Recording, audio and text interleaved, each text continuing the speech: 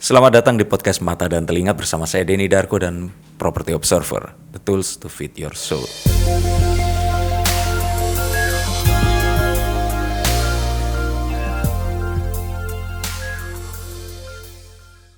Bersama saya ini ada Mbak Dian Prima.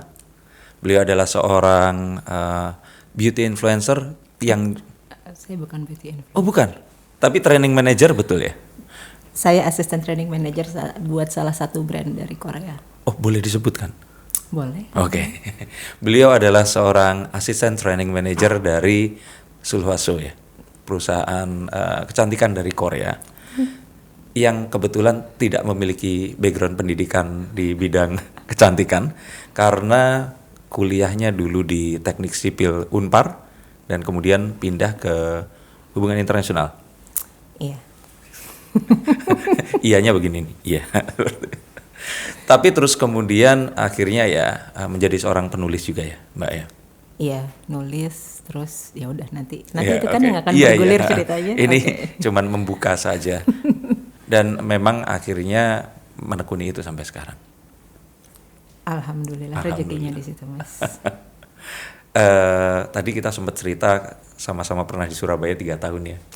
Masnya yang 3 tahun, kalau saya 11 tahun aja. 11 tahun. Jadi in total saya Oh, berarti waktu sebelum dari SD sampai SD ya?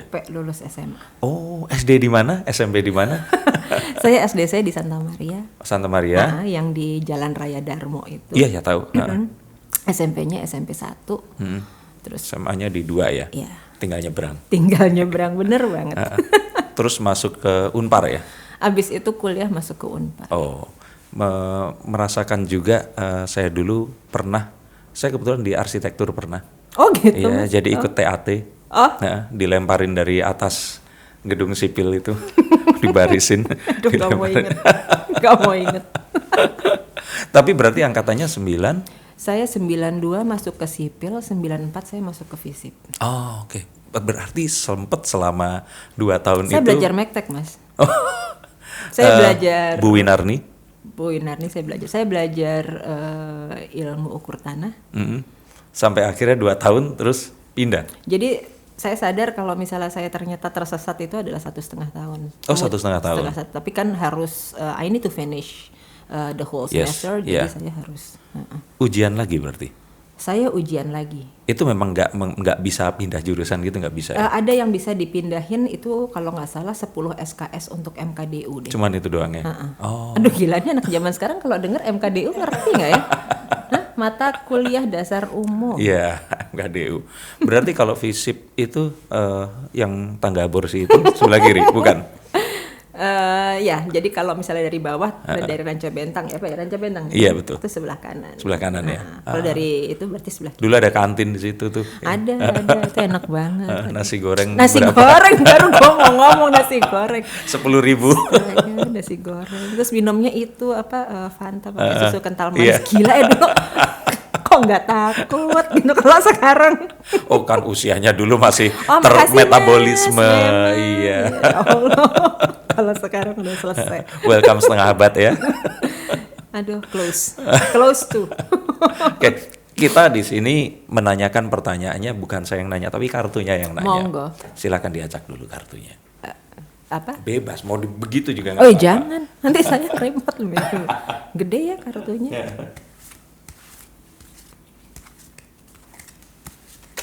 Waduh, ketahuan banget nih gue. Nggak pernah main kartu. Nggak suka menang berarti jarang ngocok. Nggak pernah. Ini adalah salah satu ilmu yang tidak pernah diturunkan oleh almarhum bapak saya. Oh, jangan-jangan nggak boleh? Kayaknya. Oh. Diambil satu kartu dari mana aja? Oke. Ya, Random. Kebetulan ini kartu tarot. Nah, seperti ya semua orang tahu kalau 78 kartu ini berbeda-beda gambar, artinya juga beda-beda, tapi kartu yang sama di seluruh dunia artinya akan sama. Oke. Ya, dan the Six of Coins itu tentang seorang yang memiliki satu kelebihan material, ya finance, terus kemudian diberikan kepada orang. Ada aliran dana di situ. Nah, kalau dari sini yang ingin saya tanyakan adalah waktu dulu sekolah, berarti kan nggak mungkin cari duit langsung sendiri kan, masih dibayarin sama orang tua nih, seperti itu. Memilih jurusannya orang tua yang memilih atau memilih sendiri? Dulu itu saya tuh kan jujur ya gitu. Kalau misalnya kalau mau ditanya kayak gitu, saya tuh saya nggak suka sama ilmu sosial sebenarnya. Oke, sebentar. Tapi sebentar. Oke, diterusin dulu. Tapi sekolahnya kan FISIP kan? Ya tunggu dulu ya makanya. Iya. Terus akhirnya karena saya juga nggak bisa gambar. Hah? Jadi gini ceritanya, kenapa saya di Unpar? Karena saya nggak mau masuk negeri. Oke, yang pertama katanya nggak mau di Surabaya. Nggak mau di Jakarta. Saya nggak mau di Jakarta. Akhirnya terdekat ya Bandung. Akhirnya Bandung, karena di Bandung ada kakaknya mama. Dan saya cukup dekat sama beliau. Gitu. Oh baik. Akhirnya saya mikir udah di Bandung aja di Unpar. Karena saya nggak mau masuk negeri. Oke. Terus saya nggak bisa gambar. Dulu pada saat itu kalau nggak salah tekniknya itu cuma arsitek sama sipil. Sipil, betul. Belum ada TI, belum ada informatika. Artinya, ya saya mau nggak mau saya masuk sipil dong. Iya sih, karena nggak suka gambar ya. Iya kan? Nah, ternyata saya tidak suka dengan lingkungannya pada saat itu. Oh. Jadi buat saya itu lingkungan itu pengaruh. Karena nggak tahu kenapa saya itu percaya sama energi. Oke. Saya percaya sama energi yang ada di sekitar dan energinya tuh nggak ngeblend. Oke. Energi yang dimaksud ini mungkin saja adalah energi senioritas, betul? Nggak juga, justru saya tuh gitu. kalau saya sama senior saya dekat, saya malah sampai sekarang saya masih temenan sama mereka. Oh, energinya ini berarti energi apa kalau boleh dijelaskan? Not to offense, tapi teman-teman saya, lingkungan saya di kampus itu, jadi kayak nggak ngeblend aja dan nggak tahu kenapa emang kayak nggak. Jadi saya mainnya tuh justru sama anak FISIP. Oh. Jadi dari dulu saya mainnya udah sama anak FISIP nih, kalau ada anak FISIP dengerin tahu gitu. Jadi kadang-kadang orang-orang suka bingung nih sebenarnya namanya Dian ini kuliahnya di mana. Karena gue nggak terlalu main sama. Berarti kalau pas makannya nggak di kantin sipil di bawah itu atau ke seberang ya? Saya makan malah ke belakang, ke FISIP itu. Kadang-kadang malah aku pulang. Oh, pulang. Emang di mana rumahnya? Waktu itu kita masih tinggalnya di Haji Hasan. Haji Hasan dekat Tegasibu. Iya, kan jauh kan? Maksudnya ya turun Gandok belok kiri, turun lagi ke bawah lagi. Ya nggak peduli. Oke, dari muda itu punya determinasi terhadap kalau mau apa-apa, karena biasanya kalau seumur itu tuh kan apalagi cewek ke toilet aja biasanya nggak pernah sendiri, itu minta ditemenin. Iya, mungkin itu juga kadang-kadang yang sekarang jadi kayak apa ya? Kalau saya tuh ngeliatnya kayak kadang-kadang saya tuh terlalu soliter. Saya nggak ditemenin nggak apa-apa. Oh, oke. Dan itu sampai sekarang. Kayaknya kalau misalnya gue mau pergi ya udah pergi sendiri. Nah, itu kan malah sipil banget, bukan FISIP banget.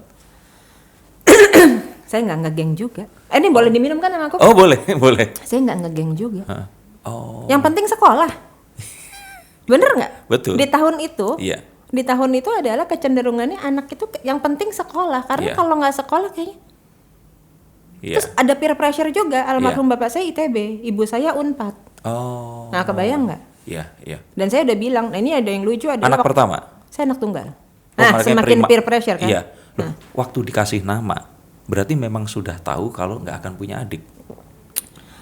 Bapak saya itu orangnya cuma pengen punya anak satu. Iya, makanya Dian Prima berarti prime kan. Iya, emang cuma pengen punya anak satu. Karena dia emang nggak suka repot. Serius nih. Iya. Waktu dia mau meninggal aja, waktu dia udah mau dia sakit, waktu saya anterin ke klinik, dia cuma nanya ke saya satu, ini nggak ngerepotin kamu kan? Ya udah, mama masuk rumah sakit aja. Yang paling saya Dia sakit dan dia masih tanya ke saya, ini nggak ngerepotin? Dia serius nanya. Sampai sekarang tuh saya masih ingat. Dan itu bukan basa-basi. Enggak. Kita nggak kenal basa-basi di keluarga. Oh, oke. Gitu. Iya. Jadi saya tuh adalah kalau misalnya mau dipanjangin yang agak unik, saya lahir dari keluarga Jawa. Yang saya dididik dengan Jawa, tapi kita nggak Jawa gitu, ngerti nggak? Yeah. Paham nggak? We are not that Javanese gitu. Yeah. Gitu. Jadi kayak keluarga dulu. Buat keluarga bapak saya gitu ya, saya pergi disco apa segala macam itu kayaknya aneh banget gitu kan, karena di sepupu saya from my dad side gitu tuh kayaknya. Tapi dibolehkan sama orang tua? Papa buka pintu jam 3 pagi buat saya. Dan nggak ada marah-marah? Enggak, kamu baru pulang gitu kan.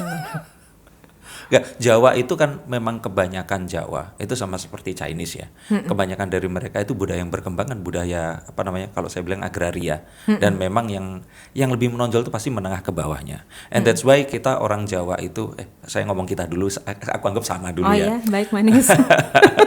Saya menganggap kalau orang Jawa itu kalau nikah itu pengen kayak raja.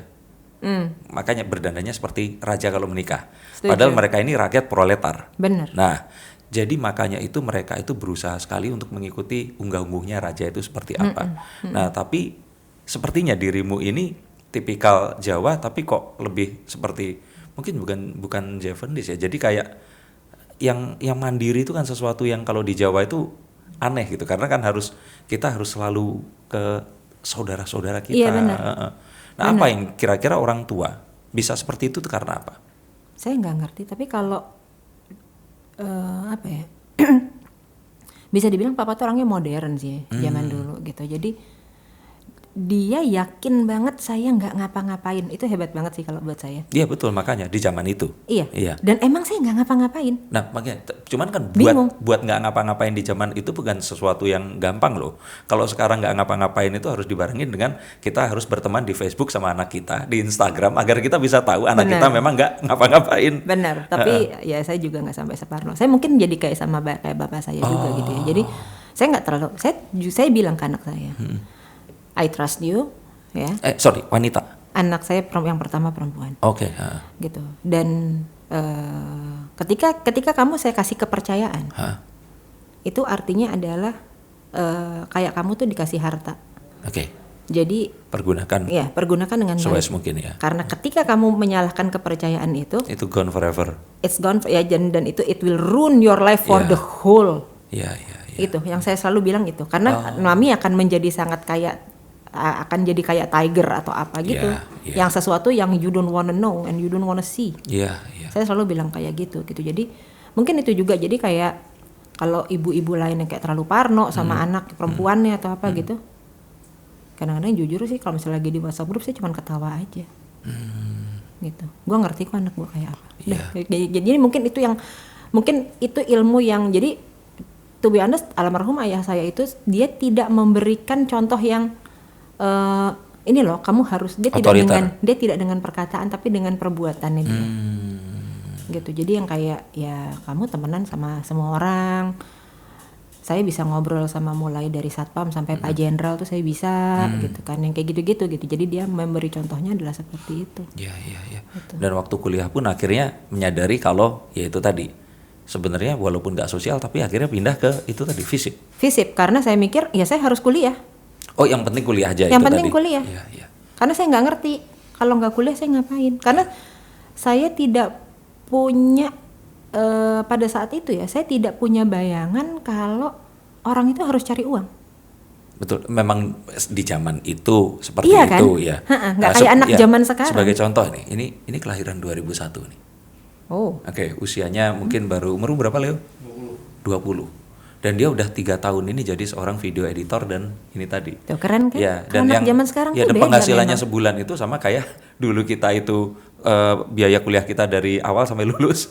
Jadi maksudnya mereka udah bisa cari duit. Tapi zaman itu belum ada sosial media. Jadi orang itu kayak nggak bisa, kalau orang Jawa sawang sinawang, nggak bisa lihat. Bener. Oh bisa begini, bisa begitu. Iya. Begitu kita nggak tahu di silsilah kita nggak ada yang seperti itu, berarti kita nggak boleh begitu, gitu aja. Iya benar. Dan saya nggak ada patokan kayak ibu saya ibu rumah tangga gitu kan. Terus udah gitu juga bapak saya ya santai aja gitu ya gitu. Terus ya jadi kayak nggak harus, jujur tidak seperti saya ke anak-anak saya sekarang gitu. Jadi kayak ya orang tuh setelah saya udah umur berapa saya baru sadar ya orang tuh harus cari uang gitu. Jadi bisa dibilang saya sadarnya telat kali ya, bisa dibilang gitu. Tapi kalau nggak telat mungkin juga nggak ada di sini, ada di tempat lain juga.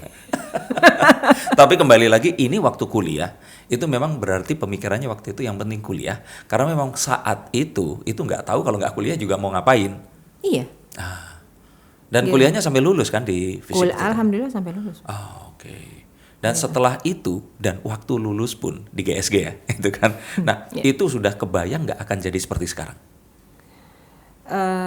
Apa yang saya cita-citakan itu jauh dengan apa yang sekarang saya kerjakan. Coba Mbak, apa yang kamu cita-citakan dulu? Dulu itu aku punya cita-cita ya, aku itu jadi public relation. Oke. Karena saya berpikir dimanapun gue bekerja, apapun itu akan membutuhkan pada saat itu ya, waktu aku berpikir pada saat itu pasti orang akan membutuhkan sebuah image, ya something like that, to develop their business.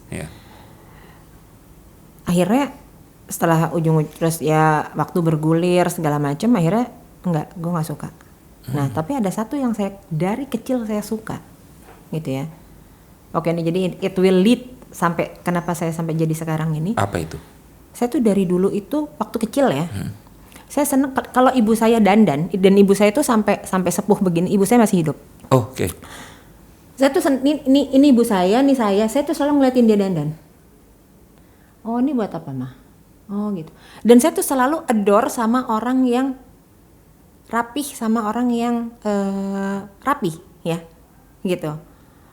Karena buat saya itu image orang itu harus rapi. Jadi kalau misalnya maaf ya, ini biasa Jawa nih, kalau misalnya kemproh gitu tuh jorok atau gitu, itu buat saya ya lu wajar kalau lu nggak dihargain orang, ya lu jorok. Gak hargain diri sendiri. Karena iya benar, karena kamu tidak menghargai diri kamu sendiri.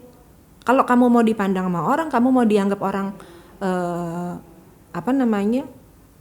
kayak orang bisa jadi look up sama kamu. Ya you have to own something. Gitu loh.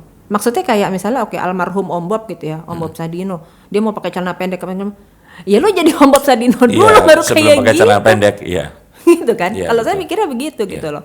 Jadi itu karena saya senang make up, itu akhirnya saya bawa Mas. Itu serius. Jadi kalau misalnya saya dulu baca majalah ya, kalau misalnya mungkin kalau laki-laki atau apa baca otomotif, diliatin mobilnya, diliatin roda, itu saya namanya majalah beauty, saya ingat banget dulu saya beli kayak Seventeen, kayak waktu udah gede-gede gini sih saya baca Allure, Vogue gitu ya.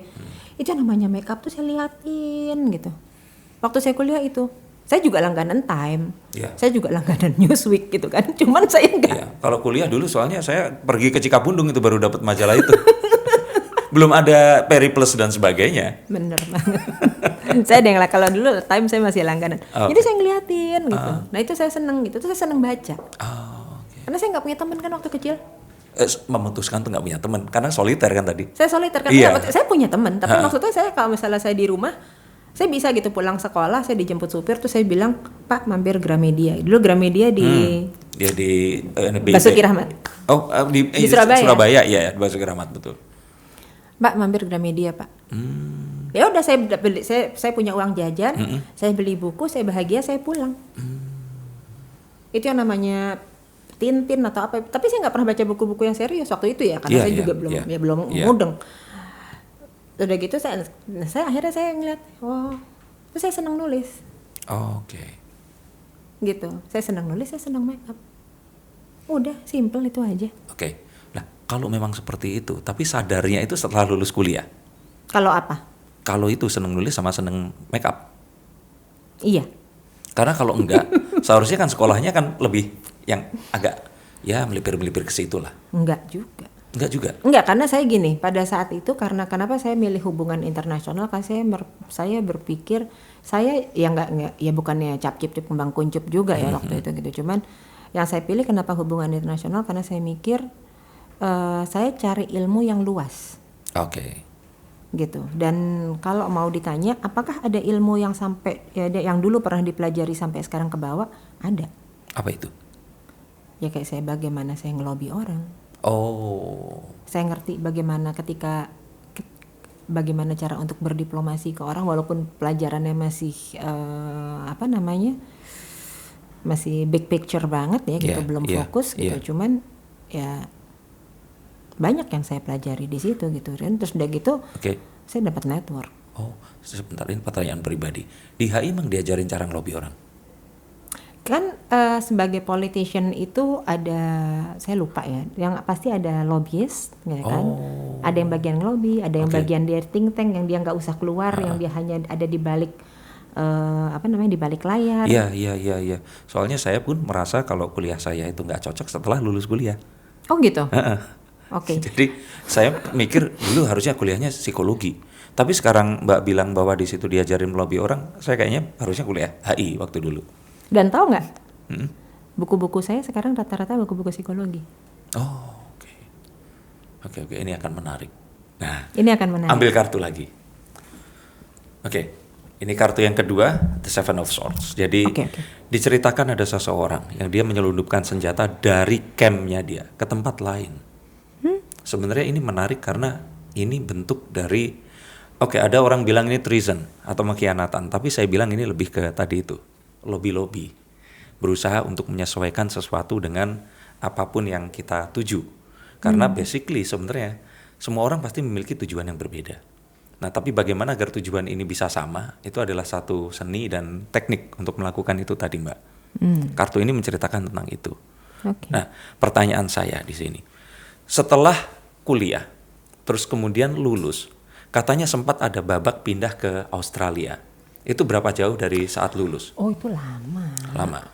Jadi Sempat kerja dulu berarti di bidang yang sempat. HI itu? Enggak, saya nggak pernah kerja di bidang HI. Jadi jadi kalau misalnya saya boleh share di sini, setelah saya lulus, Tahun saya nikah. 99 ya. 99 ya? Lulus, menikah?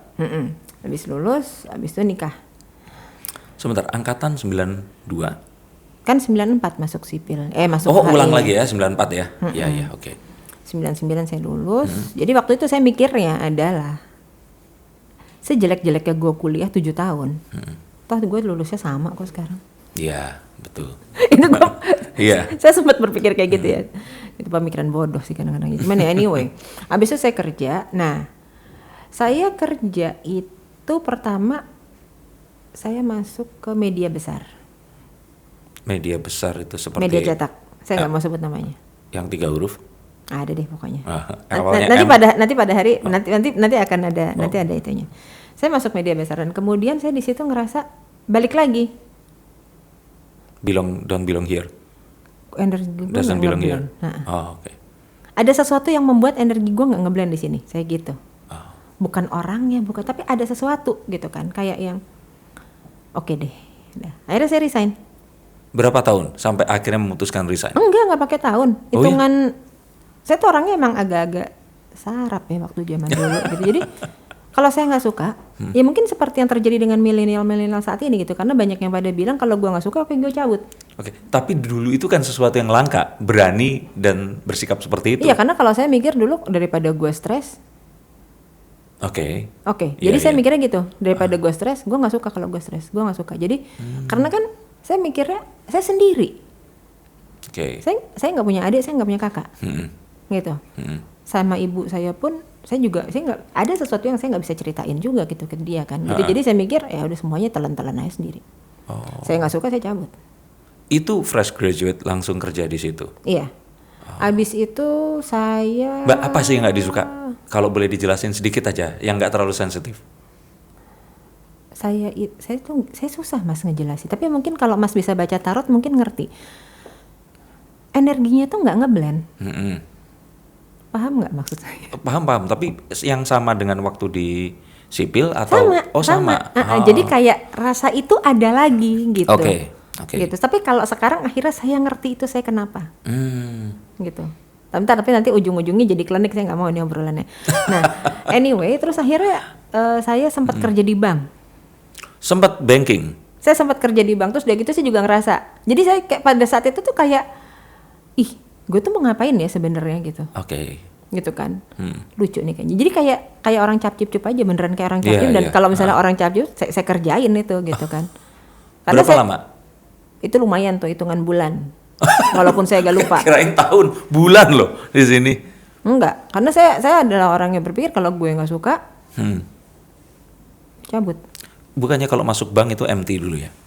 Enggak, pada saat itu. Jadi langsung? Gitu. Banknya bank gede. Oke. Kantornya keren banget. Nah, udah terus udah gitu, saya lupa ya, saya tuh kerja di bank dulu apa di majalah dulu. Nah anyway, akhirnya saya sempet kosong, terus saya begini, kan udah nikah tuh. Ya udah deh kalau gitu gue punya anak dulu gitu. Oke, sebentar. Menikah itu berarti pacaran waktu kuliah atau setelahnya? Saya setelah kuliah.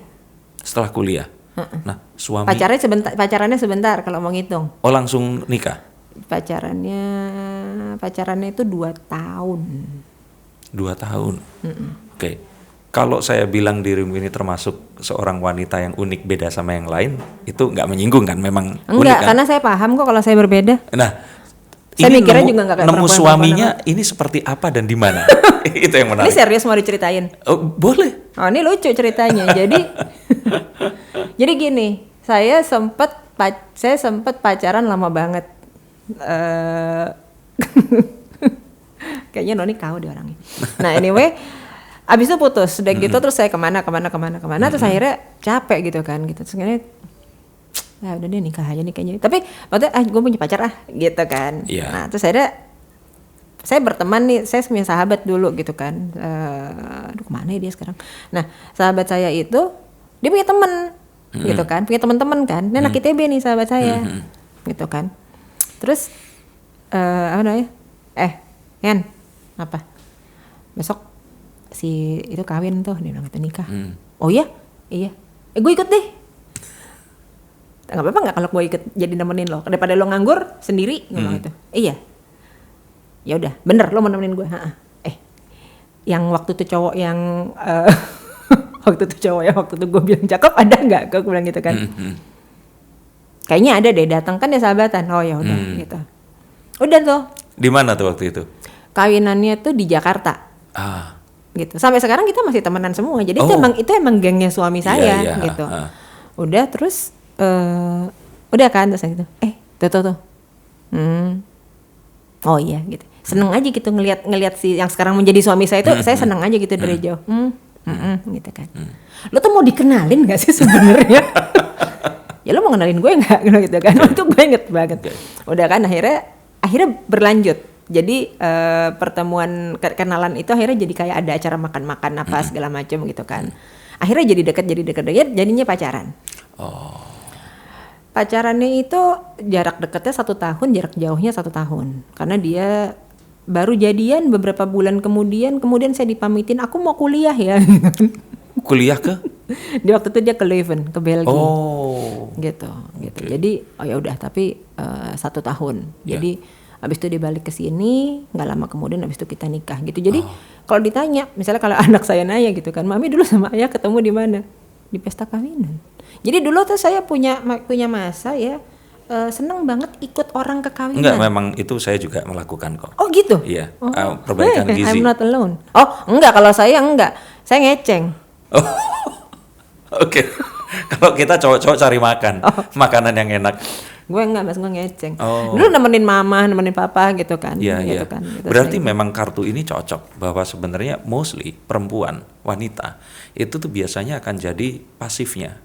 Nah dirimu ini jadi prime-nya, jadi orang yang tahu apa yang dimau dan dia hunting. Iya, betul kan? Berarti gue demen hunting sih. Tapi berarti yang nyamperin, betul, yang nyamperin duluan itu dirimu mbak, ke si suami. Bukan suami yang lihat terus suka, enggak kan? Saya nggak tahu ya gitu, karena kan dia orang, bayangin nggak sih anak ITB zaman tahun segitu? Ya sekarang juga anak ITB begitu kok. Oh ya oke. ya jadi saya juga nggak ngerti, tapi kan itu oh iya gitu.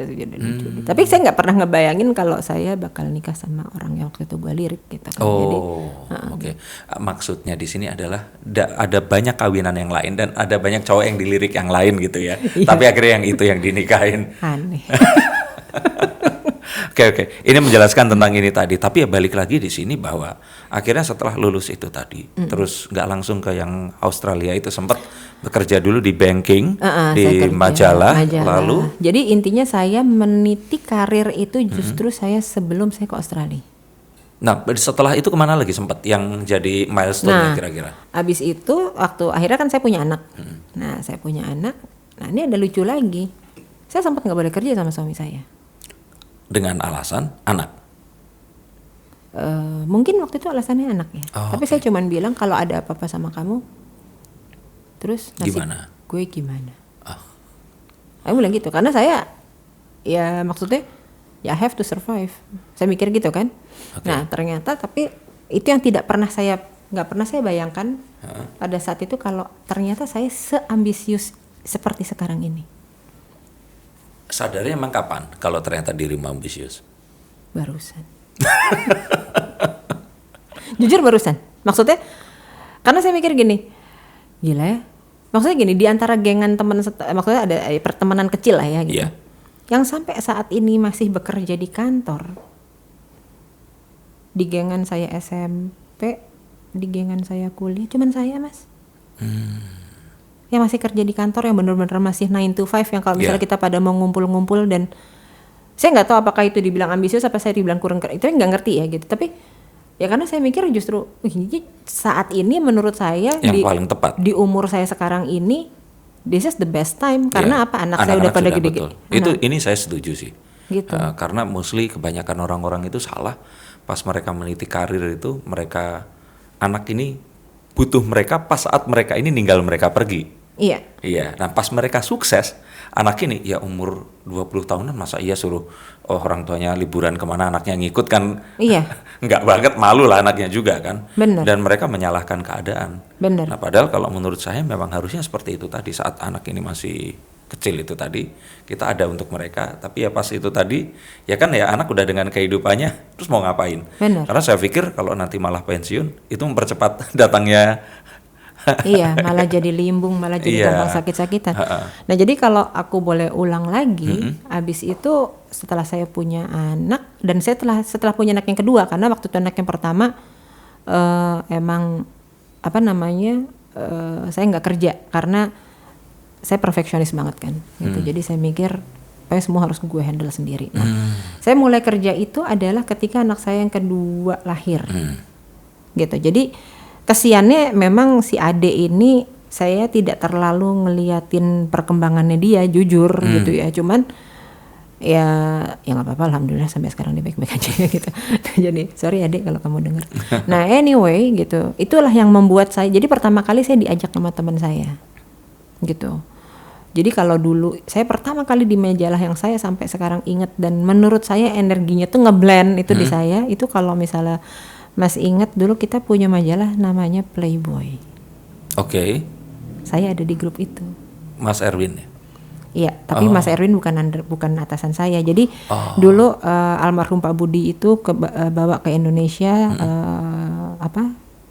Velvet Silver itu ada, yang saya ingat ya, ada Playboy, ada Money, ada 442, dan kemudian ada Shape.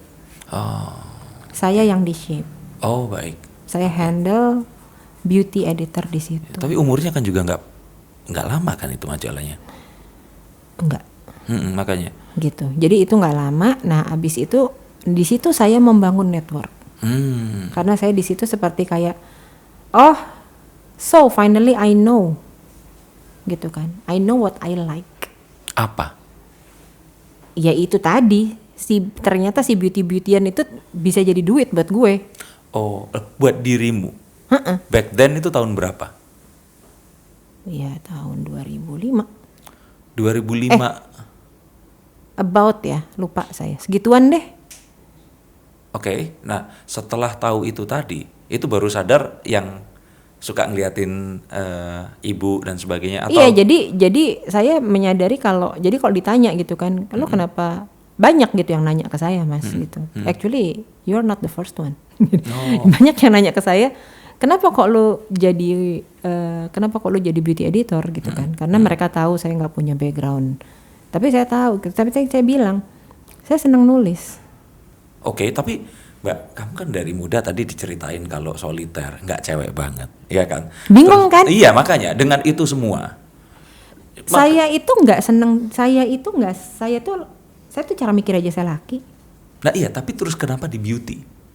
Itu kan balik lagi jadi kayak udah casingmu ya itu wanita. Karena dalam otak saya orang itu harus rapi itu tadi.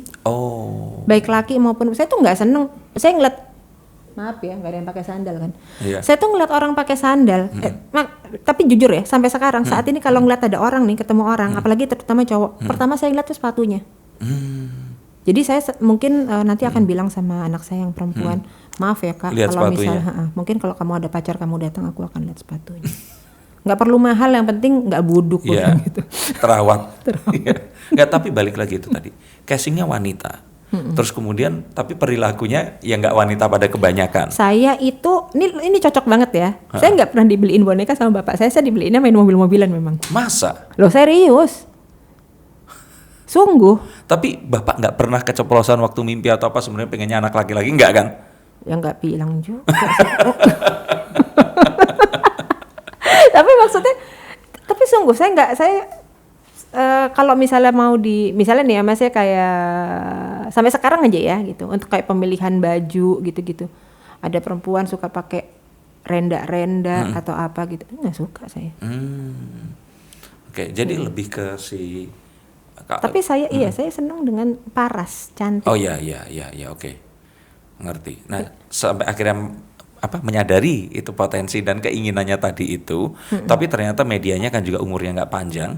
Terus apa manuvernya waktu itu? Kemudian saya di situ mulai dicari orang. Dicari orang? Dicari orang itu karena? Ya kan, ini bukannya GR ya, gitu, bukannya membesar-besarkan, tapi di saat itu yang bisa menulis dan yang capable untuk menjadi beauty editor, maksudnya menulis di dunia kecantikan itu sedikit Mas. Di tahun itu. Oke, karena peminatnya memang sedikit. Saya nggak ngerti audiensnya sedikit atau tidak ya, tapi yang benar-benar bisa menulis tentang kecantikan itu sedikit. Gitu. Jadi mungkin bahkan kalau misalnya sekarang saya bisa bilang ada yang senior gitu ya, kayak Mbak Ami Wirabudi gitu-gitu, terus kayak, tapi mereka tidak lama bertahan, terus akhirnya mereka jadi ke fashion gitu. Mbak Ami tuh sekarang malah jadi ke fashion, terus udah gitu ada juga saya temen gitu ya, dulu namanya sekarang malah jadi fashion designer gitu kan, yang bener-bener bisa dibilang salah satunya tuh saya, hanya beberapa gelintir yang dari dulu emang kita dunianya di beauty dan sampai sekarang masih berkecimpung di dunia beauty itu, iya, salah satunya saya. Ya kita nggak ngomongin zaman sekarang ya, karena kita sekarang kan ngomongin zaman dulu. Zaman dulu itu kan sesuatu ya, sama kayak misalkan kalau saya pesulap itu Deddy Corbuzier, dia jadi pesulap itu udah nekat parah, karena nggak ada contohnya. Kalaupun dia bilang ke orang tuanya mau jadi pesulap pun nggak ada contoh yang sukses, terus akhirnya bisa hidup dan istilahnya melamar anak orang dengan ngaku kalau profesinya pesulap gitu. Benar. Nah,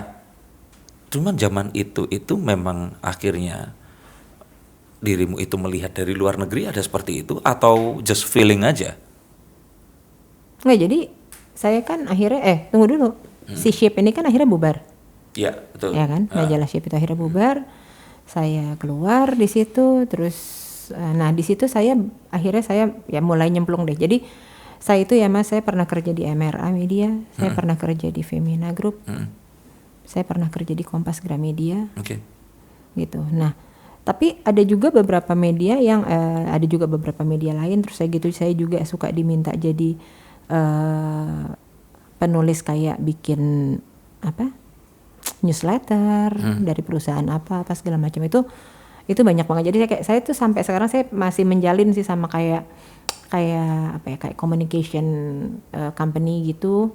Jadi kalau misalnya dia ada klien, dia mau butuh tulisan apa, dia masih minta tolong sama Mas. Itu tuh banyak banget gitu. Saya tuh nah jadi dan dari tahun itu ya kurang lebih 2004-2005 itu, alhamdulillah sampai sekarang saya nggak pernah berhenti menulis.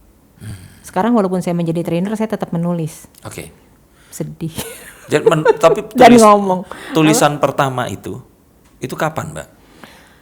Tulisan pertama itu adalah pada saat saya di Shape. Jadi saya tuh nggak pernah punya blog, saya nggak pernah punya diary, karena saya nggak buat apa gitu. Saya tuh seneng gini nih. Saya seneng misalnya saya ada ini kayak gini nih, kayak gini. Ini bisa jadi tulisan saya nanti sebentar lagi. Kayak gitu. Jadi saya tapi kayak tulis, mungkin kalau sekarang saya nulisnya kayak di note, udah gitu saya masukin ke Instastory atau apa. Orang kadang-kadang saya ngobrol sama orang di pesawat gitu ya. Itu bisa jadi sebuah cerita. Gitu. Jadi saya tuh lebih senang kayak gitu. Nah, saya mulai dari itu, kemudian ya udah sampai sekarang saya tidak pernah. Bahkan akhirnya tahun 2000 tadi mau nanya kan ke Australia saya pindah ke Australia itu tahun 2010 2011 kalau nggak salah. Pada saat itu saya baru resign dari Kompas Gramedia. Sebelum masuk ke itu tadi. Saya ke Australia. Jadi jadi saya ada masanya ini, tapi gini Mas, ini ada satu ya yang perlu saya tekankan juga gitu buat saya sih bisa bilang ini menekankan. Jadi apapun itu ya gitu, saya sebagai perempuan gitu, ada yang harus saya ingat adalah saya adalah ibu. Jadi waktu itu ada yang saya korbankan. Kenapa saya kalau ditanya, harusnya kalau seumur saya di dunia media, saya harusnya udah jadi chief editor. Betul. Kenapa enggak? Ya karena itu tadi, anak itu tadi kan. Iya. Oke. Bahkan saya pernah minta resign sama salah satu bos saya waktu itu saya di Cosmopolitan. Saya bilang, Mbak, saya mau resign. Kenapa? Anak saya nggak mau sekolah. Saya bilang gitu, anak saya nggak mau sekolah, dan saya harus kembali, saya jadi ibu. But if you still need me, saya bilang gitu, I can help you anytime. Di saat itu kemudian saya diminta jadi freelance. Jadi kalau bisa dibilang saya itu besar jadi freelance. Di situ saya membangun network. Sebentar, which comes first? Yang kesadaran bahwa kamu harus menjadi ibu, atau kamu suka menulis? Karena ini somehow kayak cocok. Kalau nulis kan nggak harus ngantor, fisiknya nggak harus di situ. Itu dia. Nah iya, maksudnya mana yang akhirnya ini kan kebetulan banget. Dirimu menganut sebagai orang tua yang harus membesarkan anak, yang mana itu juga anomali juga di zaman seperti sekarang dan di Jakarta gitu, kemarin dan dulu lah ya, zaman itu kan kalau di fun and fearless female ya kan harus kerja, pakai dress, pakai pakaian. Saya pernah kerja di majalah itu. Nah iya makanya, maksudnya kan itu kan empower bahwa wanita itu harus seperti itu. Anak, nah kayak yang itu ntar aja kita usia berapa, nggak punya anak pun juga nggak apa-apa. Itu sering banget saya saya baca tulisan yang juga kalau kamu menanyakan anak ke wanita itu sama kayak kamu membuli mereka. Biarkan mereka itu kan kayak sesuatu yang, nah itu tadi. Somehow kalau aku ketemu pertama kali, aku akan menganggap kalau dirimu ya itu tadi fun fearless female itu tadi.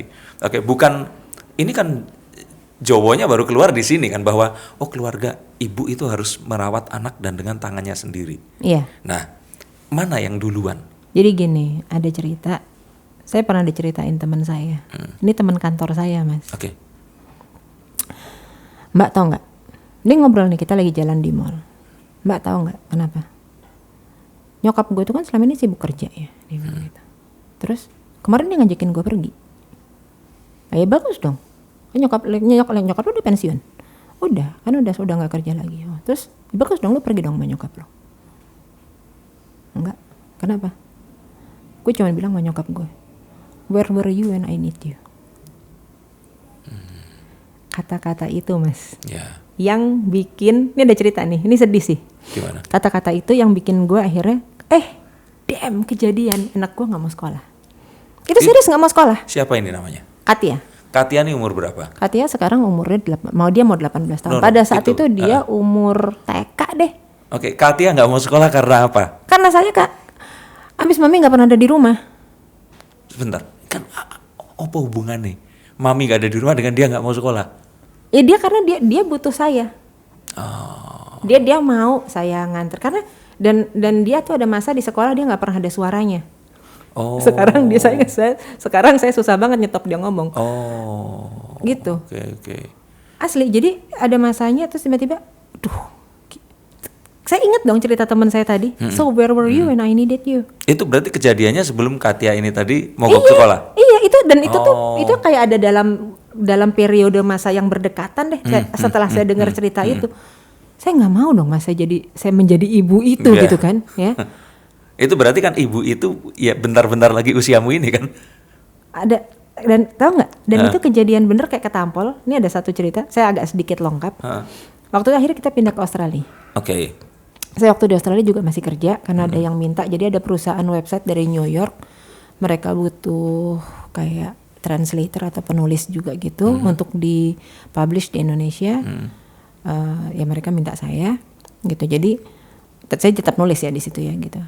Nah, terus ngobrol-ngobrol dong nih kan saya anak-anak masih kecil-kecil. Ya. Nah, mereka masih pada primary school gitu. Terus saya nyetir. Mereka ngobrol kan nih.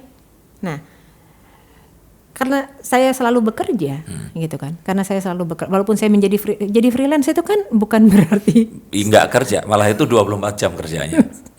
ya, you know. Ya. Akhirnya terus saya bilang terus gini, terus mereka ngobrol gitu kan, saya nyetir. Kayaknya kayak mami, saya ngeliat dari rear gitu. Kayaknya mami ngerti deh yang kamu maksud. No, mami, you don't understand, you don't even remember. You were busy working. Salah lagi. Orang itu kita sama teteh, bukan sama mami. Itu dia umur berapa? Nangis nggak lo digituin? Iya iyalah. Gue digituin sama anak gue. Dan anak gue tuh masih TK lah. Kenan tuh masih TK. Sekarang tingginya sepintu itu. Hampir 2 meter tingginya. Gue digituin sama anak gue. Dia sampai gini. No, mami. Iya. Lu tuh gak ngerti kejadian itu gitu. Saya kaget, saya diem. Itu lebih sedih dibandingkan eksiden waktu kerja apapun itu ya. Asli itu kayaknya hilang semua sih. Gitu, cuman dan terus terang pada saat saya kembali dari Australia, di Australia saya tinggal sekitar about 3 tahun. Saya ikut suami pada saat itu, karena suami saya dapat kerjaan di sana. Kalau mau tahu saya di Brisbane. Oke. Itu kemudian saya minta pulang. Saya yang minta pulang sama suami. Karena energi lagi. Bukan. Tapi ada yang bilang nyuruh saya pulang. Oke. Ada. A year after saya balik dari Australia, perekonomiannya runtuh. Di Australia. Ya, jadi jadi kan suami saya di oil and gas. Oke. Grup kayak divisinya suami saya itu bubar. Jadi pada saat itu mining itu harganya anjlok. Oh, sebentar. 2010? No. 2009? Enggak, 2010 tuh masih bagus-bagus ya, Mas. 2014, 2015. Ya, aku ingat waktu di Bandung pun itu grup Cipaganti runtuh. Ya, kurang lebih itu. Iya, itu China sudah nggak beli batu bara dari negara luar lagi. Iya. Ya, kurang lebih pada saat itu. I see. Jadi tuh kayak yang abis itu kita di Indonesia kayak itu dan ya jadi teman-teman kamu semua ya udah ambiar dah pada kocar-kacir. Jadi gengan kita zaman dulu udah ada yang pergi ke Oman, ada yang pergi ke Mid East gitu. Tapi kan I know that's not easy gitu kan ya. Dan gitu. sekarang pun mereka juga struggling juga sih. Iya, kalau untuk energinya, miningnya kayaknya mereka juga belum kembali sih di Australia gitu. Jadi seperti tadi tuh ada yang nyuruh saya saya pulang gitu. Jadi itu yang terjadi di Australia terus balik lagi itu tadi ya. Iya, tapi ya kalau dipikir-pikir ya we were happy at the time gitu kan. Itu anak saya mendapat kayak I feel so blessed.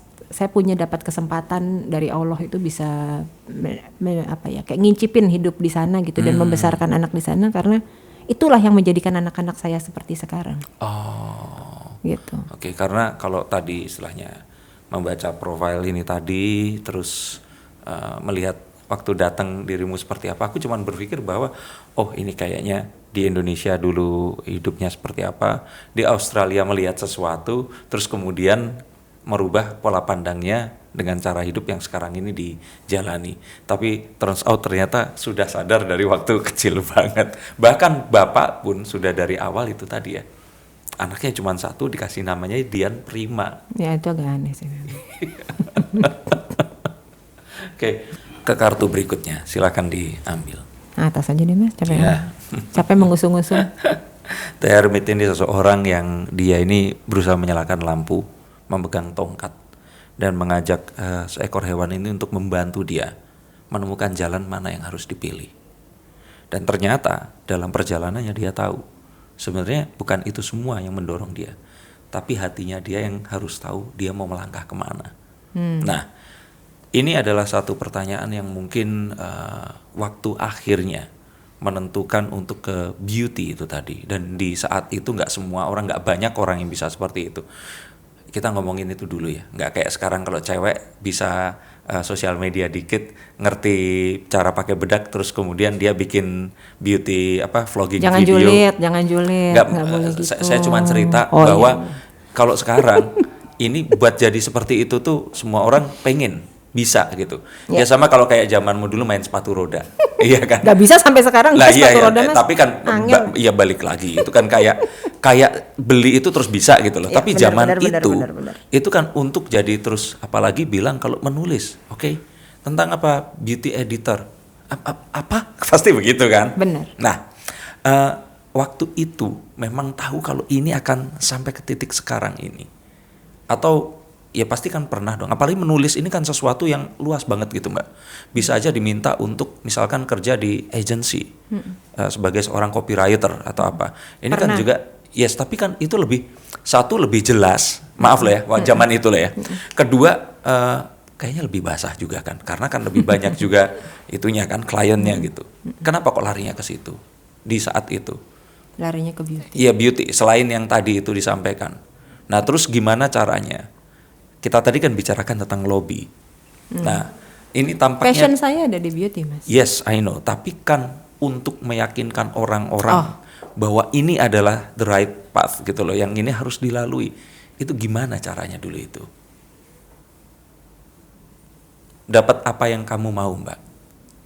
Sama seperti pergi ke nikahan terus gua mau lihat cowok yang ganteng itu dulu. Iya, somehow tuh nggak tahu ya, karena saya tuh mikir gini. Kadang-kadang kalau misalnya ngomongin hidup gitu ya, I go with the flow. Masa itu kan cuman filosofis Mbak, I go with the flow. Buat saya enggak. Tapi gue tahu flow yang mana yang mau gue ambil. Nah itu gimana caranya? Itu dia tadi Mas, susah. Karena saya, itu tadi seperti yang saya bilang, seperti ada yang menyuruh saya pulang ke Indonesia. Yes, oke. Tapi kalau seandainya ini orang yang nonton ini pengen nih nonton ini terus kemudian tiba-tiba dia ngeklik, aku pengen banget nih kayak Tante Dian. Ini masih muda-muda loh Mbak. Oh iya. Awas lu manggil gue tante. Gimana? Mereka nggak punya begini loh Mbak, iya kan?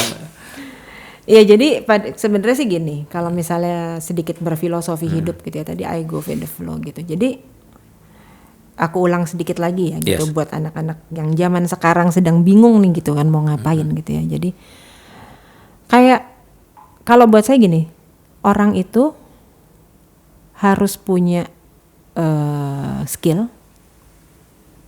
harus punya passion, sama harus punya hobi. Oke, skillmu menulis, passionmu beauty. Hobinya? Hobi saya beli buku. Jujur, hobi saya beli buku. Yes, iya, I know. Cuman maksud saya di sini tuh kalau seandainya ini yang aku tanyakan tuh kayak gini loh Mbak. Kenapa tadi aku pakai perbandingan dengan beauty di saat ini adalah what is the next beauty? Jadi anak-anak sekarang ini untuk meramalkan kira-kira 10-15 tahun lagi yang akan in kayak skincare sekarang ini, itu opo. Karena kalau kita mau ngomong bisnis skincare itu bisnis multimiliaran dolar gitu loh. Jadi sekarang misalnya jadi gini ya, ini saya sedikit copy obrolan saya di rumah sama anak-anak sama suami saya. Nah, gimana? Sekarang kan anak saya tuh kelas 2 SMA, yang Katia kelas 2 SMA, Kenan sekarang kelas 3 SMP. Oke. Yang satu mau masuk SMA, udah mau mulai penjurusan sains atau sosial, yang satunya dia lagi bingung dia mau kuliah di mana. Oke. Yang kami sarankan pertama itu adalah gini, cari sebuah bidang, bukan ilmu ya Mas, cari sebuah bidang itu yang kira-kira gitu. Jadi kita harus bisa main prediksi. Oh tentu. Ya, saya mengajarkan anak saya untuk bikin prediksi. Jadi, energi sebentar lagi habis. Sudah habis sebenarnya. Ya. Zaman yang di Australia itu kan kalau telat pulang setahun habis. Bener. Sekarang ya kan? Lagi generasinya apa sih? Baterai. Iya. Oke. Konstruksi aja kalau zaman itu sipil, nangis sekarang ini. Bener Mas. Bener. Karena kan semua orang juga udah bisa pakai aplikasi. Si komputer. Iya. Gitu kan. Oke, sekarang generasinya baterai. Gali itu tentang baterai. Kita cari tahu sekarang banyak sekali we have the technology in hand. Yeah. Gitu loh. Kita bisa membuka dunia dari handphone. Yeah. Apa yang bisa kita lihat? Sekarang baterai. Oke. Gitu. Kemudian ini obrolan anak-anak, ini ya aku copy ya kalau misalnya memang tujuannya ke sana. So because the question is what is the next beauty gitu. Yeah. Kemudian kayak misalnya oke, kamu mau sekolah apa gitu kan. Tentang makanan, tentang misalnya gini, kayak anak saya gitu kan, mami saya anak saya mau kuliah bioteknologi yang pertama, dia tertarik untuk masuk ke bioteknologi. Oke, sama apa? Saya nanya gitu, sama international business. Oke. So menurut kamu gimana dia gitu kan? Aku cuman bilang kamu cari yang kira-kira itu nggak akan putus. Orang makan, misalnya orang pergi bioteknologi, kamu cari jadi ke food science, orang makan. Yeah. Sampai kapanpun orang makan, gitu.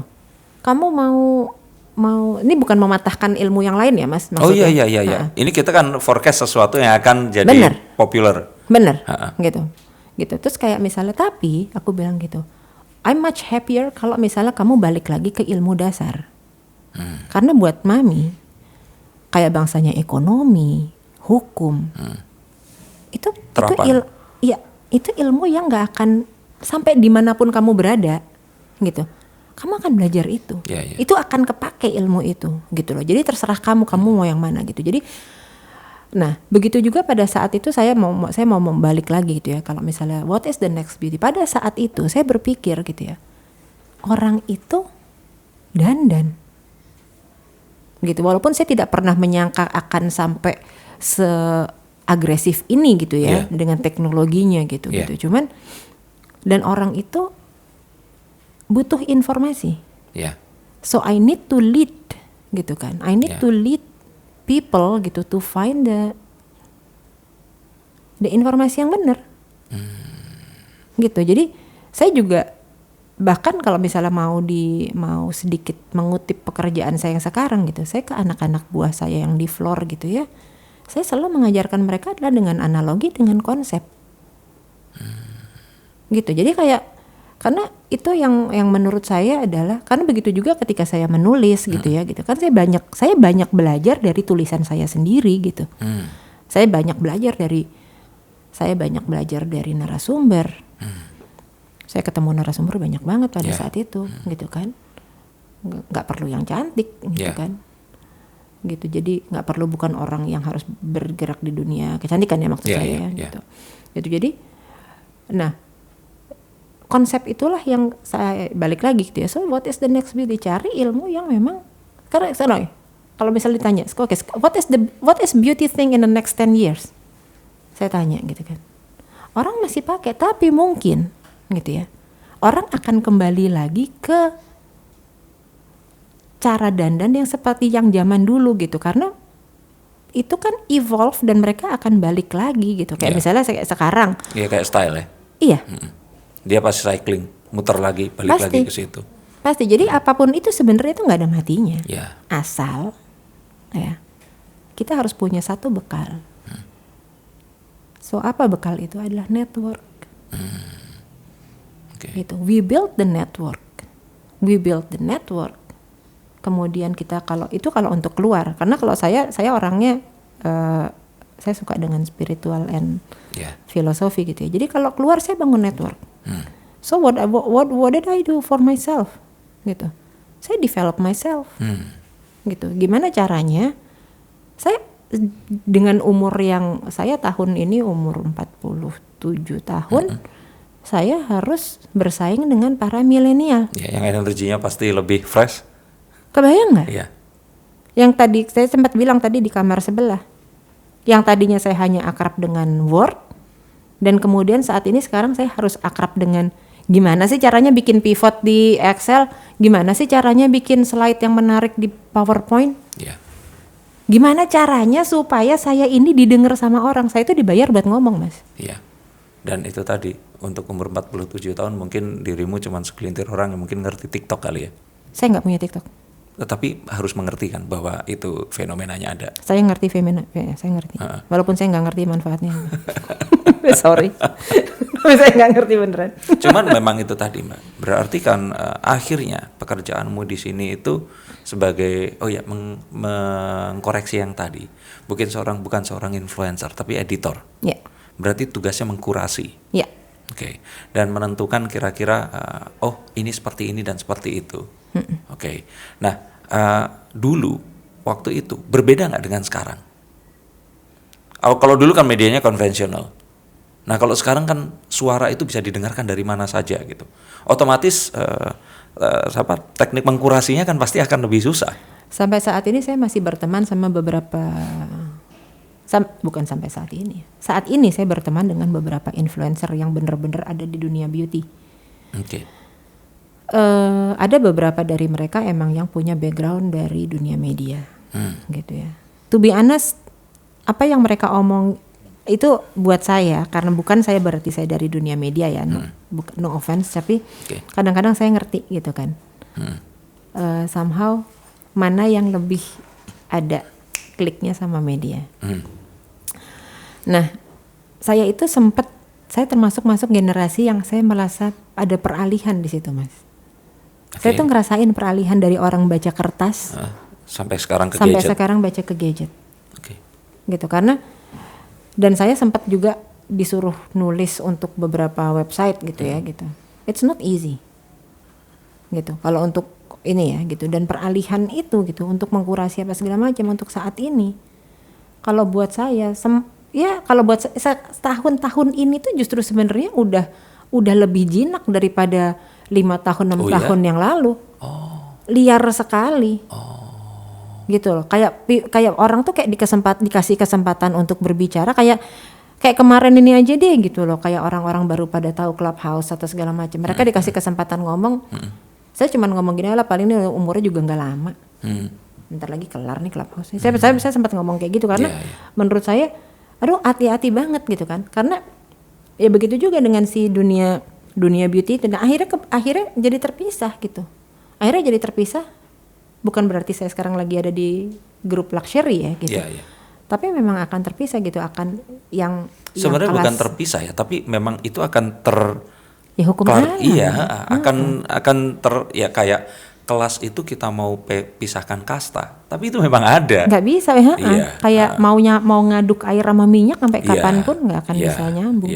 Tapi memang dari awal kan filosofisnya seakan-akan memang euforianya itu adalah kita itu sama gitu. Memang awalnya pasti segala sesuatu muncul seperti itu. Nanti akan terkurasi juga. Benar. Ya sama kayak Clubhouse juga, seakan-akan sama. Begitu masuk ke dalam satu room, kita akhirnya yang prime aja juga yang akan ngobrol, yang lainnya jadi pendengar gitu, seperti itu. Nah tadi kalau misalnya mengutip kata-kata tadi yang prime, nah akhirnya memang yang luxury itu yang lebih terkurasi dengan baik, gitu. Tapi I'm so glad ya untuk 2 tahun belakangan ini banyak banget produk-produk lokal gitu ya. Itu buat saya big applause banget sih gitu untuk produk beauty ya gitu ya. Itu menurut saya Indonesia bisa bikin produk yang banyak yang dengan desain yang bagus-bagus. Bisa dibilang ya sebenarnya sih udah 3 tahun 4 tahun gitu. Cuman tapi baru berkembangnya sekitar 2 tahun ini gitu, which is good. Mbak ngalamin juga kan zaman dulu di mana kalau ya saya nggak tahu ya, Mbak ikut itu, tapi pasti fenomenanya ada. Di mana kalau anak-anak yang pengen keren gitu, mungkin kalau zaman Mbak dulu ya perginya ke BIP terus ke counter Levi's gitu beli jeans, iya kan. Terus and then suddenly di tahun 2000 sekitar 2000 2001 terus booming distro. Ya, dan kemudian orang-orang mulai ninggalin itu, terus mereka pakai produk lokal dan mereka bangga pakai itu tadi. Walaupun pada akhirnya ya Levi's sekarang masih ada, tetap aja gede, orang tetap beli gitu loh, dan akan tetap selalu seperti itu. Tapi era itu tuh pasti ada ya. Ada. Dan ini adalah eranya distro, era distro tapi untuk beauty ya, betul ya? Benar. Jadi yang si luxury tadi itu gitu ya Mas, itu yang akan stay memang. Saya nggak tahu kenapa. Tapi kalau misalnya Mas bisa lihat ada beberapa brand, kalau misalnya kita pergi kayak ke floornya kecantikan, kalau kita perhatiin yang brand-brand lama semua gitu, dan mereka eksis. Gitu. Jadi kadang-kadang kalau buat saya gitu ya di situ saya melihat pada saat itu gitu ya, the business is not gonna die. Buktinya mereka masih eksis. Dan itu tadi perahliannya ngerasain ya, Ngerasain. masih di media cetak. Loh, ngerasain Mas yang dari tadi biasanya diundang di front row, habis itu saya disuruh pindah ke third row. Itu gimana ceritanya, Mbak? Wah, nggak mau saya cerita. Pahit. Serius. Maaf Mbak, yang depan buat blogger. Mau ngumpat nggak rasanya? Apa? Gue bilang gitu. Bisa deh waktu dan pada saat itu saya gini. Hah? Ini kan saya media, gue bilang gitu. Saya sempat ngalamin. Saya dulu pernah diajak teman bikin IO, Mbak. Terus kita diajak sama saya cerita aja ini karena memang ya ini waktu itu klien besar kami juga. IDN Media. Oke. Nah, cuma punya si Winston sama si siapa ya itu? Iya, saya tahu. Kenny ya. Nah, terus kemudian kita diminta untuk bikin Beauty Fest Asia. Nah, Saya tahu juga acara itu. itu tahun sekitar 5 tahun yang lalu kalau nggak salah. Nah pas kita bikin ya kita bikin aja gitu. Terus kemudian kita istilahnya kan menjadi host untuk mereka ini tadi kan. Baca Raiders itu satu hal. Ini namanya siapa saya nggak tahu. Tapi Raidersnya tuh sekelas mungkin ya kalau penyanyi itu mungkin Run lah ya. Oh minta ini, ya udah ada. Kita merasa kayak yang aduh ini orang-orang kok ya bisa ya. Ini mereka nggak dikenal tapi kok begini. Tapi pas acara itu mau mulai, let's say itu bukanya jam 10 pagi. Dari jam 7 Mbak, grupinya udah datang. Jadi kayak fans-fansnya itu. Dan mereka itu fanatiknya kayak fansnya mungkin tahu boy band BTS? Tahu lah ya, Mas. Terpaksa tahu ya. Terpaksa tahu. Itu ARMY BTS itu kan fanatik sekali gitu loh. Itu cuman beda kostum sama ya istilahnya orang-orang yang ikut pengajian. Itu dari jam 7 di situ. Nungguin itu tadi, si beauty vloggernya itu tadi datang. Dan pas mereka itu datang, itu bukan orang-orang dari luar negeri loh Mbak, ini orang Indonesia. Iya, dan mereka itu bener-bener memujanya itu yang, wih, itu kita sampai kaget. Wih, kayak Om Iwan Fals ketemu sama ininya, penggemarnya, bener-bener rame, bener-bener fanatik, dan bener-bener, ya itu tadi, itu kalau saya bilang sih bukan beauty-nya, kayaknya memang medianya. Itu sekarang ini dengan sosial media itu membuat apapun itu seperti itu. Tapi saya juga maksudnya ngomongin peralihan tadi ya Mas gitu. Saya sekarang ini juga sedang menikmati peralihan itu sebenarnya. Dari ini saya sudah beralih lagi ya sekarang iya, ini. enggak maksudnya dari saya merasakan nulis menjadi wartawan kecantikan, kemudian sekarang saya bekerja di sebuah brand sebagai trainer gitu. Saya berhubungan dengan para beauty blogger itu kan gitu. Okay. Nah, saya sering ngadain kayak live streaming Instagram atau kayak ya seringnya di Instagram gitu ya. Saya bikin apa kayak talk show gitu. Itu pengikut garis kerasnya itu. Wih. Mas. Ngalah-ngalahin Arsenal sama Manchester United loh. Oh iya? Loh, bener. Mereka itu yang ada uniknya. Jadi misalnya kayak ada yang mengganggu kehidupan pribadi atau misalnya gini, misalnya ya gitu, ada yang si blogger ini posting misalnya gitu, dia pakai lipstik warna merah gitu kan. Terus nanti ada yang bilang, kamu Nora. kayaknya Nora deh pakai warna merah gitu. Abis ya? Abis. Bisa di-report gitu ya? Abis Mas, itu sama pengikut garis kerasnya itu abis. Dan yang ironi itu nggak disuruh loh sama si Enggak. itu. Mereka ngebelain karena Iya. mereka loyal aja. Iya. Nah, di situ ada sebuah pergeseran fenomena yang terjadi. Iya. Kalau pada saat saya dulu menulis sebagai media, kalau bisa dibilang kan saya itu seperti mereka sekarang kan. Yes, ya. Yeah. Gitu. Betul. Tapi orang nggak tahu saya. Iya.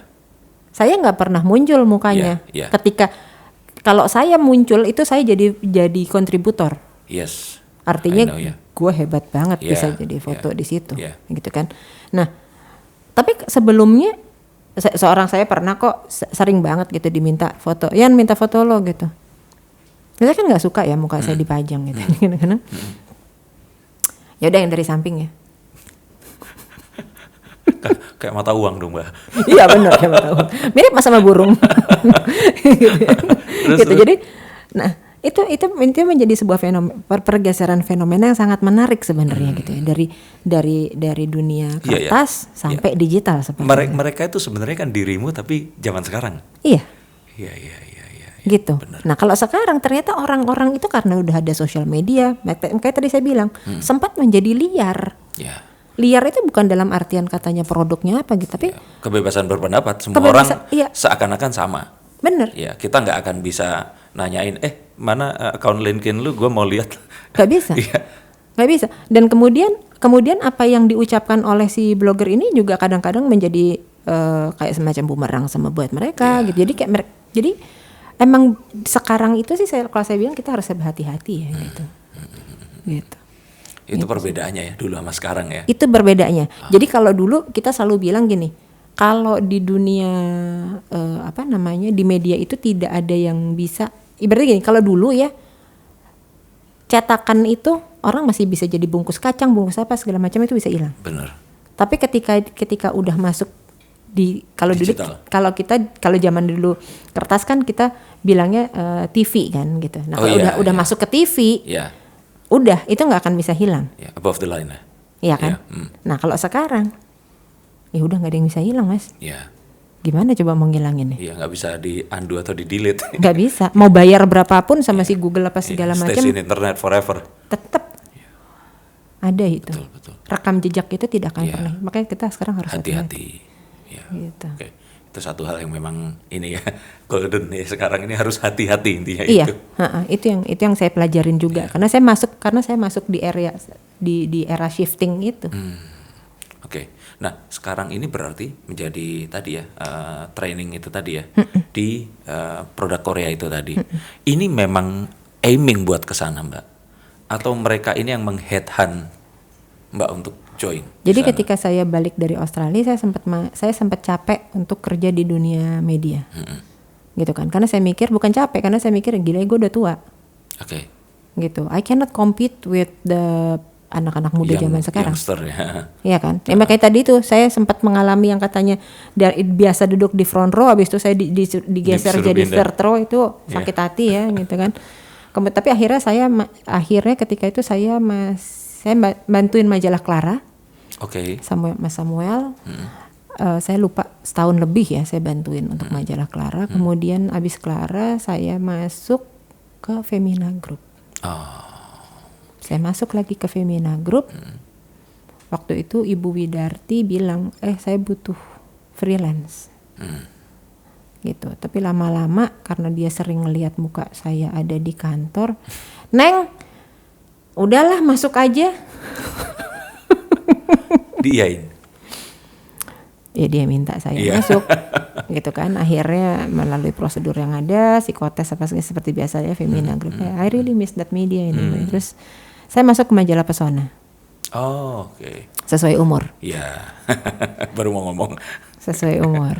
Nah, saya lupa ya, setahun apa 1,5 tahun saya ada di sana. Saya ketemu teman lama. Oke. Mbak, lo mau kerja nggak di brand?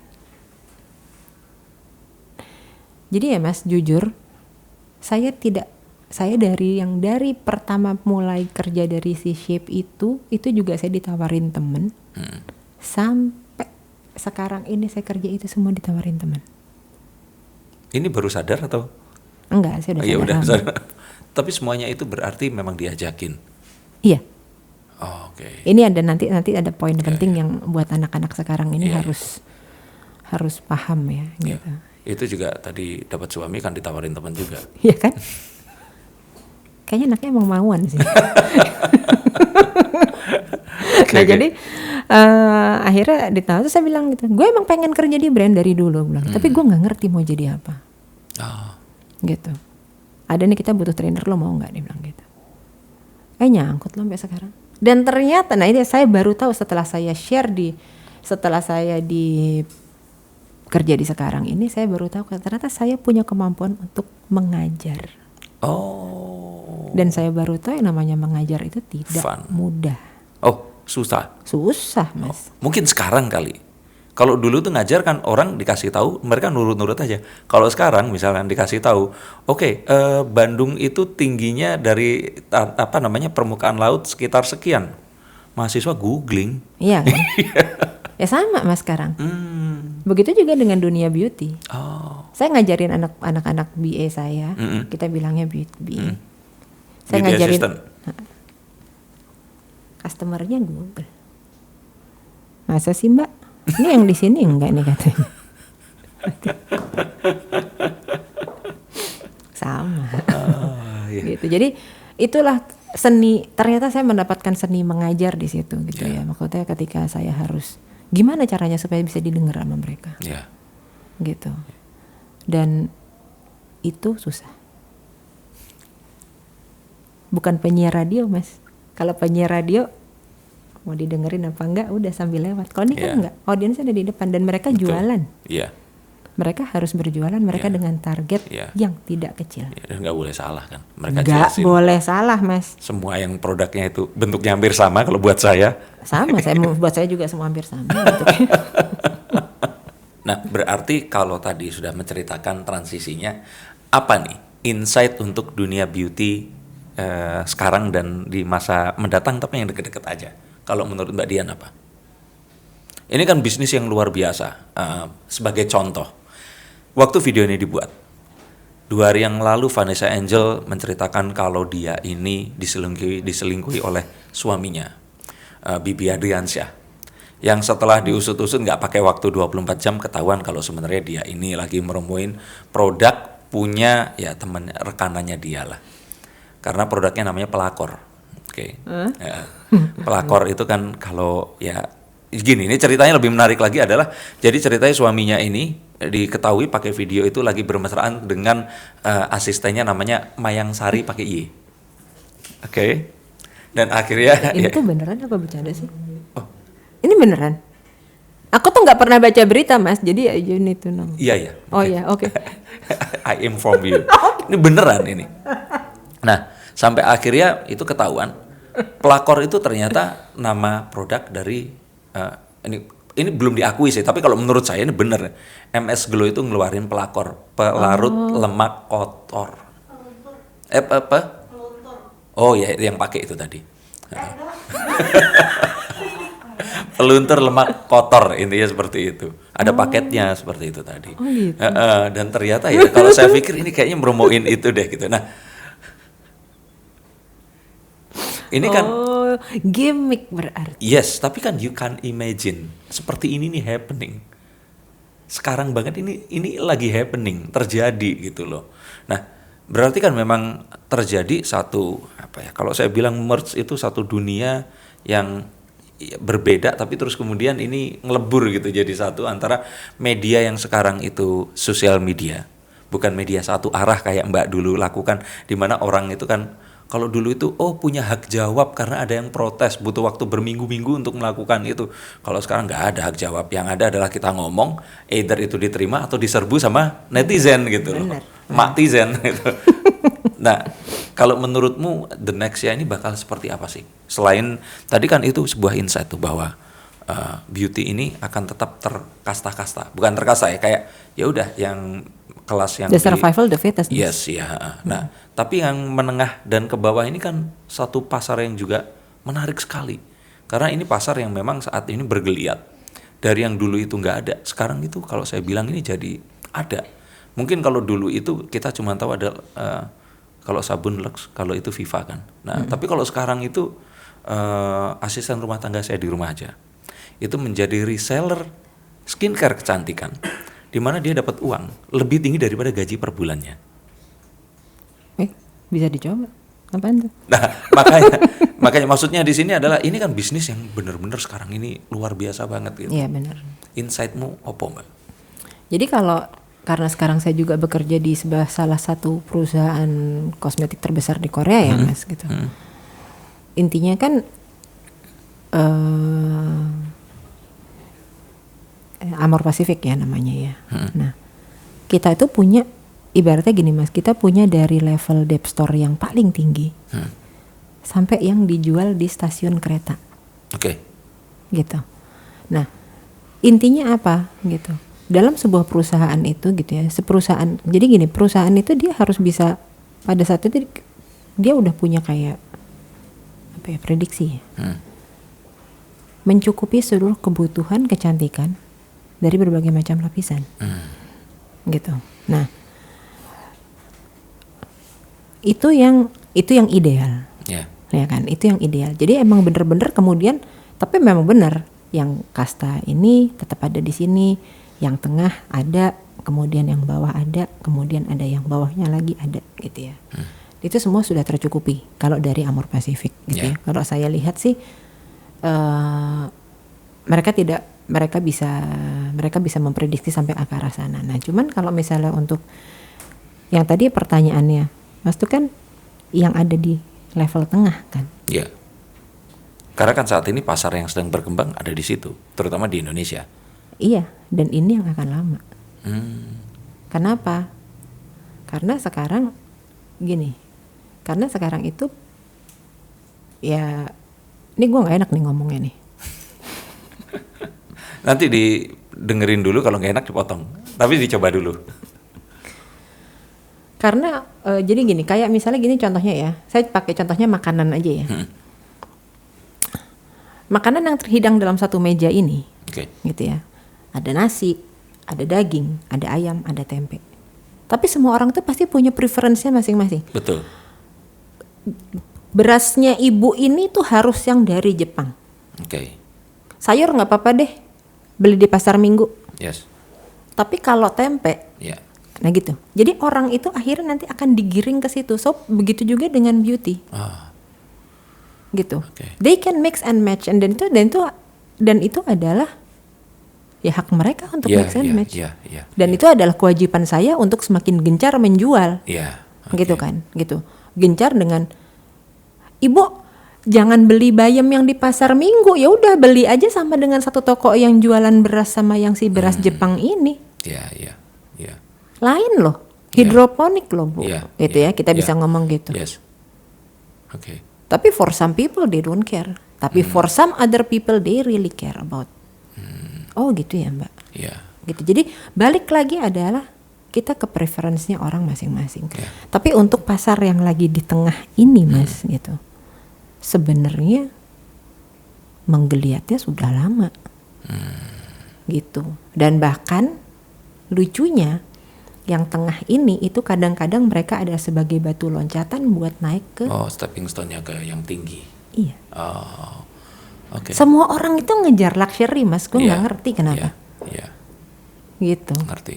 Itu aneh buat saya. Jadi kalaupun nanti ternyata mereka itu punya uang pun, mereka kan ninggalin yang itu ya. Mereka hope bisa pakai yang luxury-nya itu tadi. Iya. Ya maaf ya, maksudnya ini kalau perlu nggak usah direkam.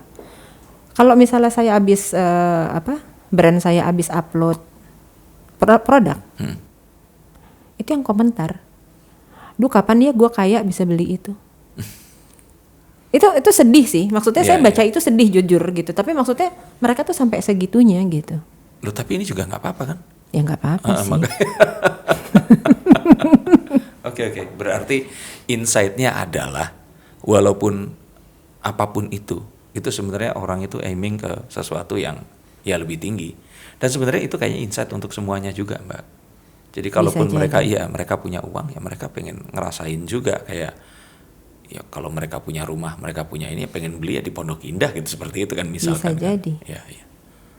Oke, kita lupa ambil kartu. Monggo, ambil kartu lagi.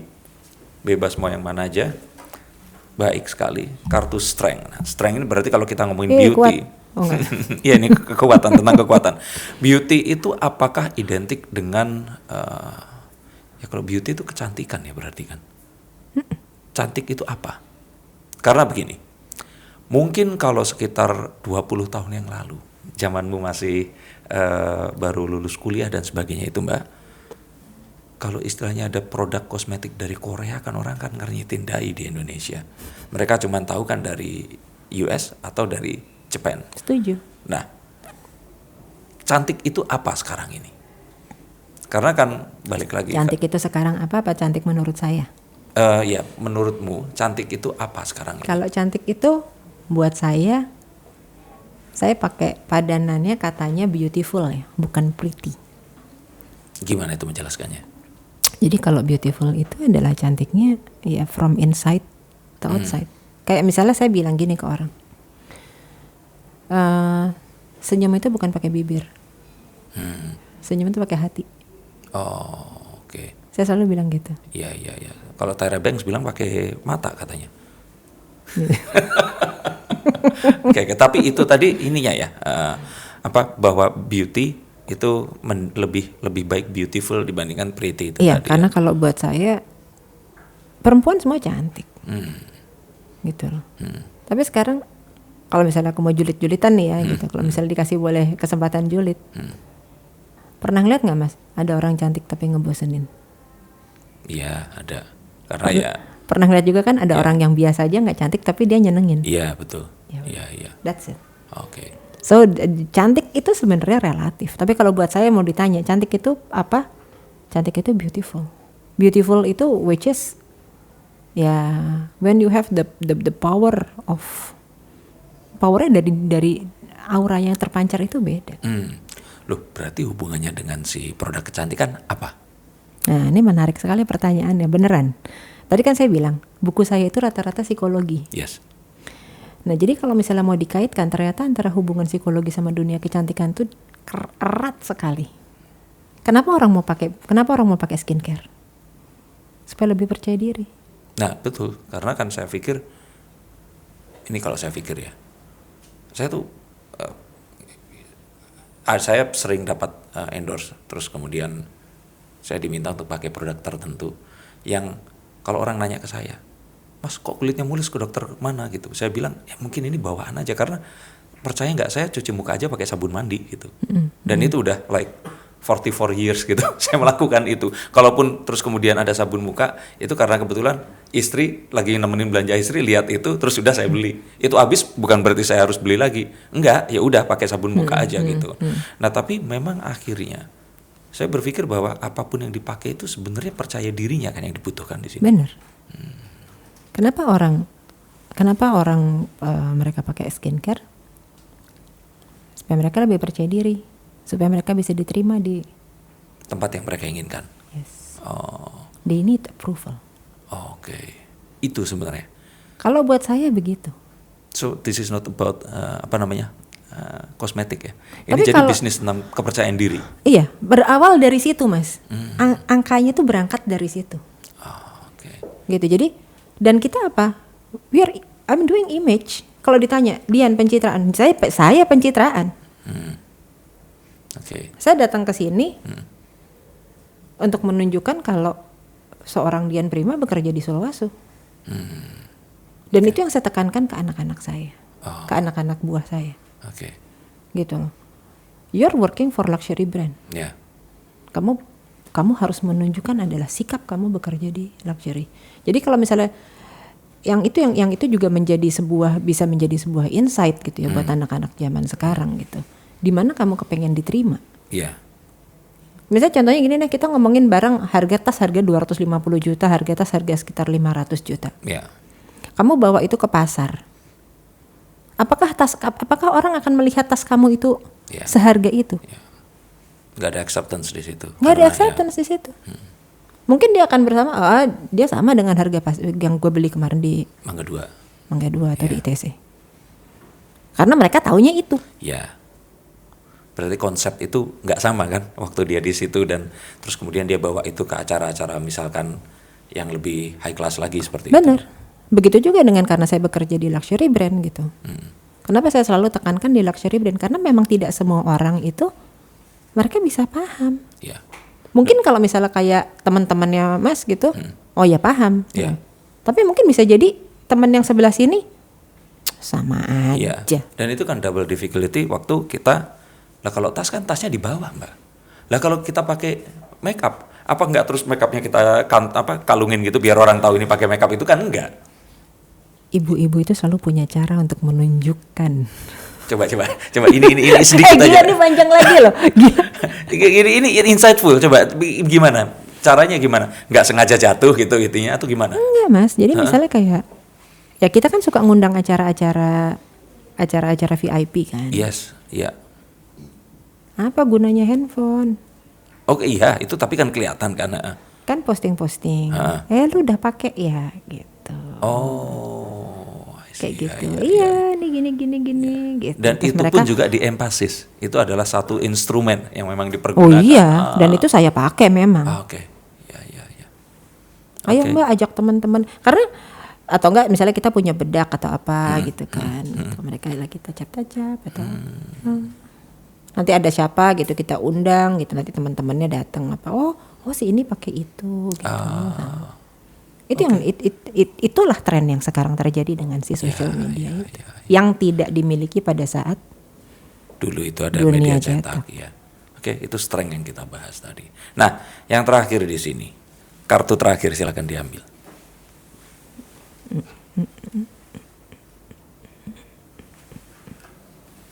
kartunya bagus ya. Iya, terima kasih. Ini namanya Golden Tyrant, the Queen of Swords. Jadi pedang itu kalau di tarot itu artinya adalah keinginan, cita-cita.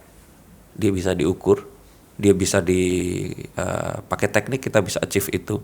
Dan ini adalah buah pikir dari apa yang jadi ini pemikiran kita. Jadi kalau ini kita cerita tentang passion, dan Queen of Swords ini adalah passion yang tahu dia ini arahnya kemana dan dia tegas untuk mendapatkan itu tadi. Jadi kalau menurut Mbak Dian ini, passion itu harus dikejar, atau passion itu adalah apa yang kebetulan kita sukai. Karena sama kayak tadi kan akhirnya nemuin banyak hal yang baru disadari di saat itu tadi. Kayak tadi kan ternyata baru sadar selalu diajakin temen, baru sadar ternyata suka ngajar, baru sadar ternyata suka ngeliatin ibu dulu, terus sebagainya. Nah untuk anak-anak sekarang ini, atau begini deh, jangan untuk anak-anak. Kalau Mbak tiba-tiba bisa kembali ke umur 20 tahunan lagi, akan menjalani kehidupan yang sama atau dengan cara yang lain?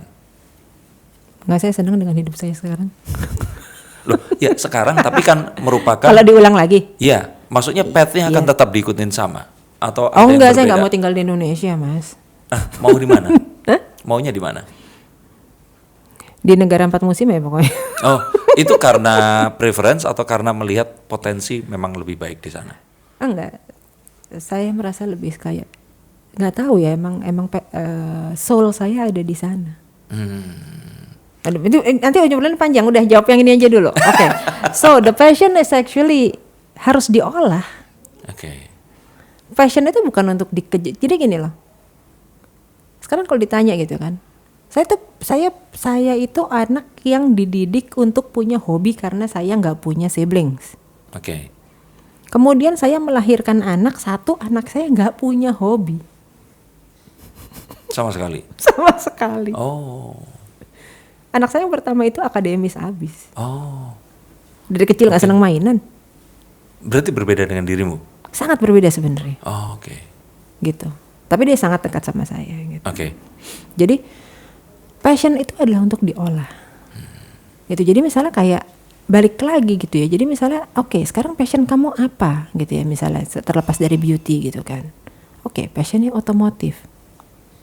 Oke, kalau otomotif apa? Gitu kan? Punya bengkel. Bengkel sekarang banyak. Gitu kan? Mereka bisa menggali sesuatu yang jauh gitu lah, lebih menarik gitu kan daripada hanya untuk punya bengkel misalnya. Gitu, atau mereka ya banyak sekali yang bisa digali sebenarnya dari sebuah mobil itu ya gitu ya. Ibaratnya yang bisa diduitin lah gitu kan. Nah, jadi passion itu harus diolah gitu. Dan kemudian untuk anak-anak yang ya untuk kita semua gitu ya, yang balik lagi itu adalah jujur kita harus membangun network itu sampai kapanpun juga. Karena saya selalu bilang sama orang-orang, kita tuh nggak pernah tahu di tengah jalan kita ada apa dan kita ketemu siapa. Oke, ini yang keempat kali kamu bilang network. Dan ini kedua kali ngomong sama kayak tadi bilang, entar kalau ternyata lo nggak ada gue harus gimana. Itu kayak tadi kan suami kan ngomong begitu. Nah ini ternyata itu tadi kan, kita nggak tahu nanti di tengah terus kita butuh siapa. Bener.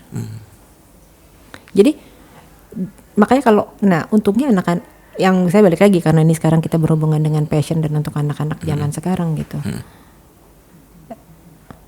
Attitude ya. Oh, oke. Lo mau kuliah setinggi apapun, lo mau pinter kayak apapun, lo mau punya network segede apapun, but you don't have that attitude, you're done man. Saya selalu bilang gitu sama anak-anak saya. Oke, tapi kalau kita ngomong attitude itu kan filosofis banget. Berikan contoh seperti sepatu tadi. Attitude itu seperti apa? Kalau seandainya pacar anakmu nanti datang, apa yang akan mencerminkan attitude? Wah, itu agak susah tuh kalau misalnya pacar anak gue datang, rambut yang berolah dulu pengen gue bekelin sisir. Kayak begini? Mas, ayo ke salon. Bukan, maksudnya kalau tadi kan tolok ukurnya jelas itu ada sepatu. Nah, kalau attitude itu apa?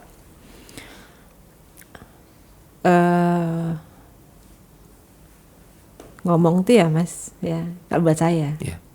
lihat mata. Oke. Itu ya berarti. Ya, terus kayak buat saya gitu, nggak tahu mungkin karena ini juga saya cocok gitu ya kerja kayak di perusahaan Korea. Senioritas itu bukan berarti saya ini harus lo lebih muda lo harus lebih sopan, enggak. Gitu. Ya. Cuman dengan siapapun kita ngomong itu kita harus sopan. Ya. Gitu.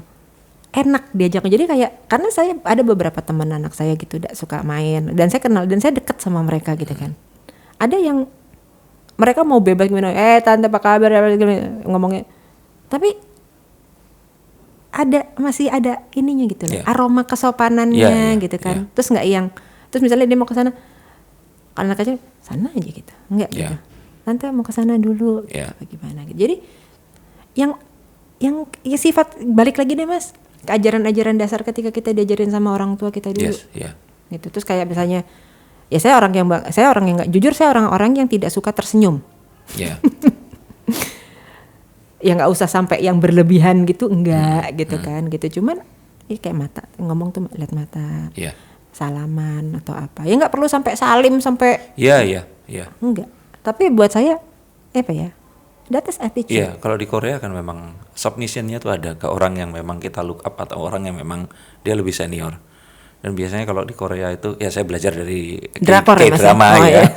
Kalau manggil itu selalu dikasih jabatan. Iya memang. Iya kan, ada NIM-nya di belakang itu kan kayak jabatan ya, kayak. Bos saya manggil saya masih NIM.